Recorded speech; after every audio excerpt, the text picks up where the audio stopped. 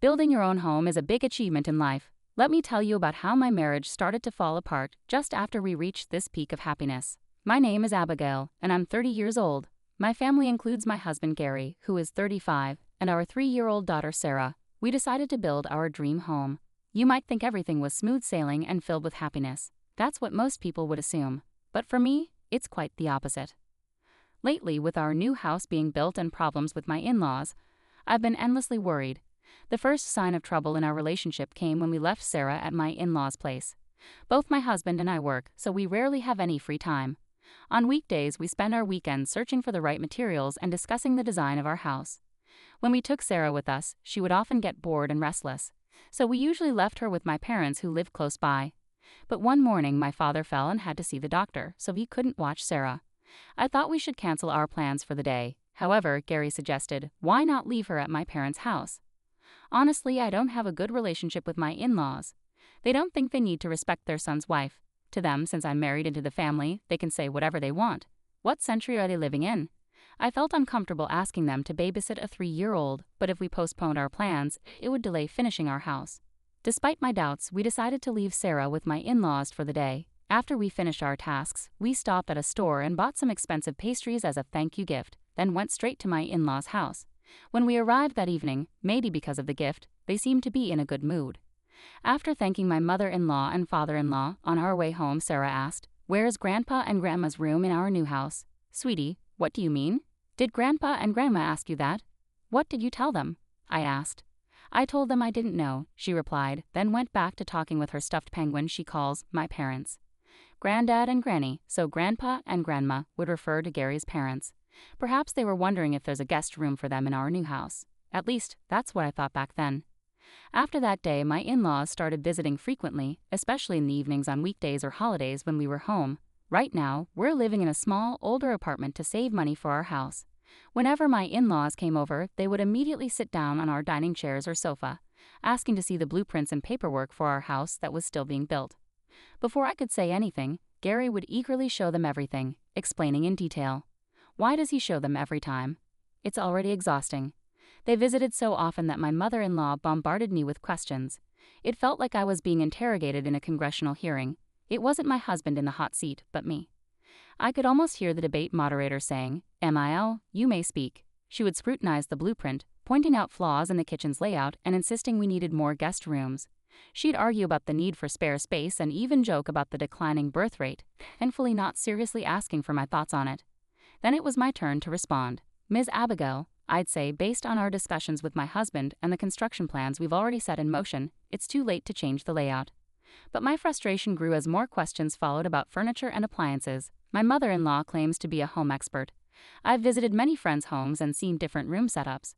With that experience, I can easily recognize comfortable rooms and quality furniture. "This house and these rooms don't feel right, they have bad vibes, so things won't go smoothly," she declared with expert emphasis. It was a bit much, considering she's just my mother-in-law. She was so irritating that I jokingly suggested, "What if we turn it into a multi-generational home and split the costs 50-50ths? But my in-laws didn't find it funny. "Are you asking us for money, you ungrateful child?" A multi-generational home? I hate the idea of living so formally and reserved. That day they left early. Good riddance. You're not my real parents, and I don't owe you any respect. Instead of parents, they're more like guardians. Later that night, after putting our daughter to bed, my husband came to me looking frustrated. "Mom and Dad mean well, so don't be so distant with them." Cold? I didn't mean to come off that way, but aren't your parents being a bit rude? They constantly interfere with our decisions about our home. It's like they always look down on me, see me just as their daughter-in-law. That's just how parents are. It feels disrespectful to dismiss their advice like that. Don't you understand how that feels? Take a moment to think about it calmly. From then on, my husband turned away and didn't speak to me. I know they're your parents, but we're a separate household, and they haven't given us any financial support. They don't contribute financially but still have a lot to say. Isn't that unfair?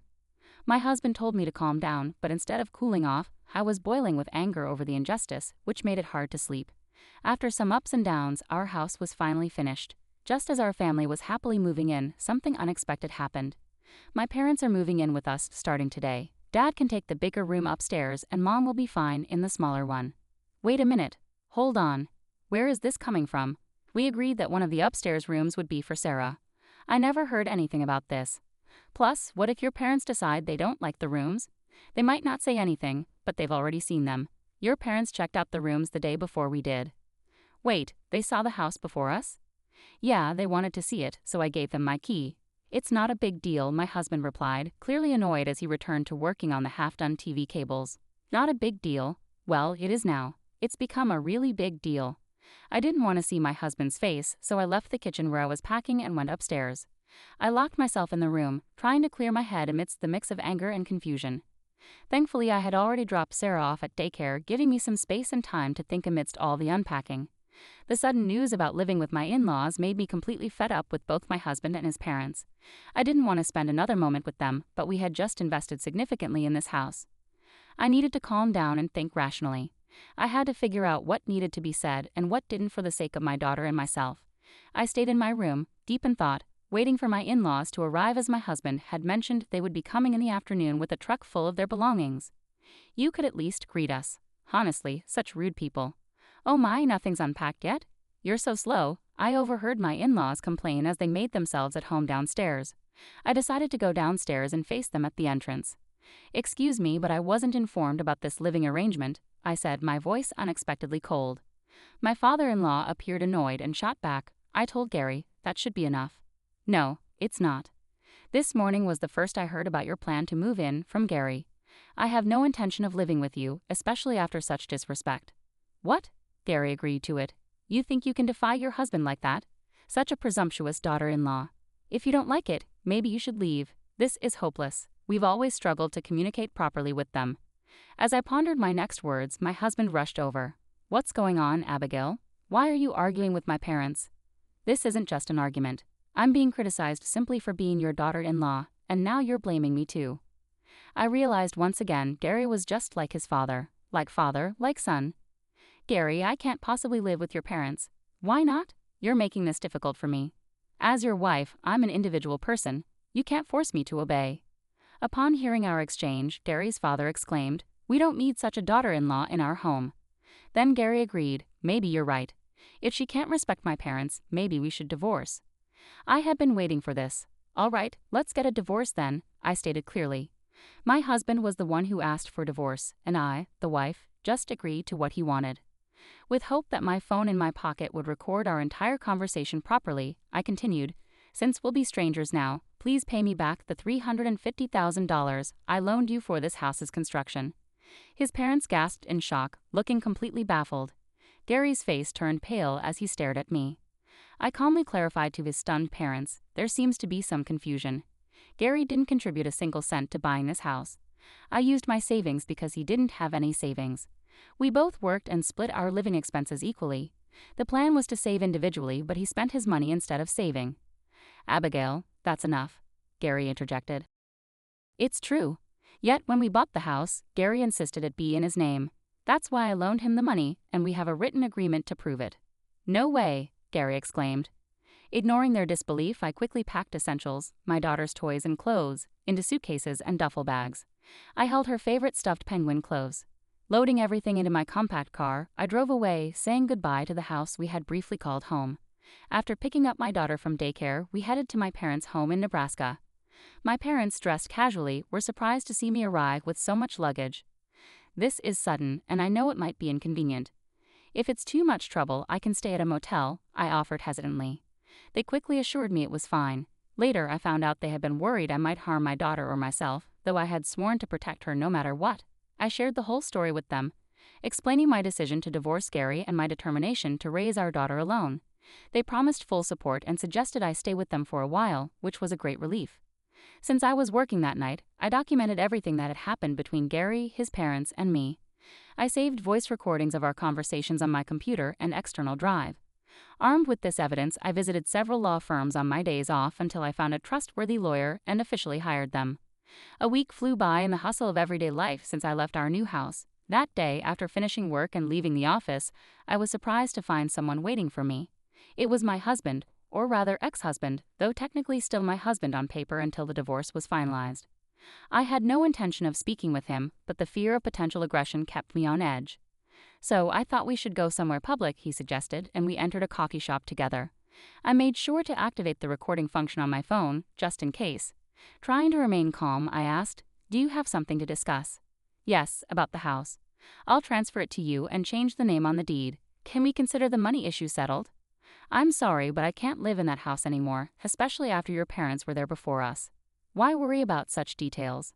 "It's not a small thing for me, so the answer is no," I said firmly, taking a sip of my coffee as I observed my ex-husband closely. His hair was messy, sticking out in places, and he had some stubble on his chin. Despite wearing a suit, his shirt was wrinkled, as if it hadn't been ironed or cleaned properly. I wondered about the kind of life he was leading, but he looked worn out. "Please, Abigail, I can't repay such a large sum of money that easily." "You knew it was a significant amount when you borrowed it, didn't you?"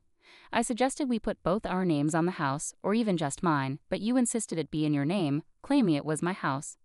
"I thought I was the homeowner. I never really intended to get a divorce. I thought you knew I was just bluffing." "I was serious. I'm done with you, and I'm definitely getting a divorce. It's not just about your lack of responsibility. I can't handle your rude parents either."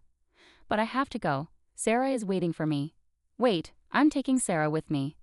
Fear gripped me at my ex-husband's words. When I returned to my parents' house, I asked them to be cautious, afraid he might try to take Sarah by force. A few days after my ex-husband's visit, I received word that my in-laws were at Sarah's daycare. I left work early and hurried to the daycare. Fortunately, I had informed them beforehand, so they had my in-laws waiting in a separate room where they couldn't see Sarah. As soon as I entered the room with my in-laws, they started shouting at me. "Give us our granddaughter back, you gold-digging thief." "What do you mean, thief? I haven't stolen anything." "If you're not a thief, then you must be a con artist. You must have done something shady to get that kind of money at your age. It doesn't make sense for you to have so much money." "No, all the money I lent to Gary was mine. It's all from my hard work, my savings, and the gift money from my parents and grandmother." "What gift money?" "Every year my parents gifted me a certain amount to avoid taxes, which was directly deposited into my account. Along with money from selling some stocks and my savings, that's where it all came from." "So all that money really was yours. Didn't you give any money as a gift to Gary?" "You can still make gifts, you know." My father-in-law grunted and fell silent. They like to spend on expensive things and show off, enjoying luxury above all. As a regular working-class family without passive income, it's clear they probably don't have much in savings. They would never have thought to give money like my parents did. "I'm sorry, but I'm divorcing Gary. I'll be taking custody of Sarah. Please don't come to the daycare anymore." With that, I quickly got Sarah into the car and drove straight to my parents' home. Despite my warnings, Gary and my in-laws continued to show up several times after that. Each time, I tried to stay calm and send them away. However, they often grabbed my arm or shouted hurtful things at me. After I left our new home, I meticulously recorded everything on my phone. About a month later, I sent a letter through my lawyer demanding repayment of debts and a divorce agreement. My ex-husband agreed in principle, but he contested custody of Sarah. However, when I mentioned alimony, his demeanor changed drastically. He looked pale and became much quieter. Armed with ample evidence against him and knowing he had no savings, I pursued my case diligently. It took some time, but I eventually won custody of Sarah, reclaimed the money I had loaned to my ex-husband, and finalized the divorce. Retrieving all the debt repayments from him took longer than expected, mainly because the sale of our new house encountered difficulties initially. I had fought against Gary and his parents moving into the new house, but they couldn't afford the $350,000. Gary lacked savings, and even if his parents sold their old home, it wouldn't cover the cost. Eventually, they had to list the new house for less than they bought it for. After several price drops, they finally found a buyer. The difference between the buying and selling prices, along with real estate commissions, was borrowed from the bank by my ex-husband. Losing the house and burdened with debt, my ex-husband ended up moving back in with his parents into their old run-down house. To make matters worse, Gary's divorced sister also moved back in with her 2 teenage sons. Now 6 people were squeezed into a small old home. It quickly gained a reputation in the neighborhood for constant arguments and tension. Fortunately, that family no longer bothered us. With Gary struggling to afford child support, it's no surprise he's kept a low profile. 4 years have passed since then, and my daughter Sarah is now in 2nd grade. We're renting a place near my parents' home, and on days when I'm late from work, they look after Sarah. Despite the challenges, we're managing well and enjoying our time together. I had thought I might stay single and continue living like this forever, but recently I've started dating someone. He's a 36-year-old man who was previously married and has a daughter in 1st grade. We got to know each other through school drop-offs and pickups, and he eventually expressed his feelings for me. Lately, we've been going out together with our daughters. The other day, Sarah casually mentioned, if we ever build a house, it'd be nice if all four of us had our own rooms, and maybe we could get a dog. My heart skipped a beat. In fact, he had proposed to me not long ago. Both of us have daughters, and they come first in our decisions, so I haven't given him a definite answer yet. But now, I've made up my mind. I hugged Sarah tightly and said, "That sounds wonderful. I'd love to build a new home.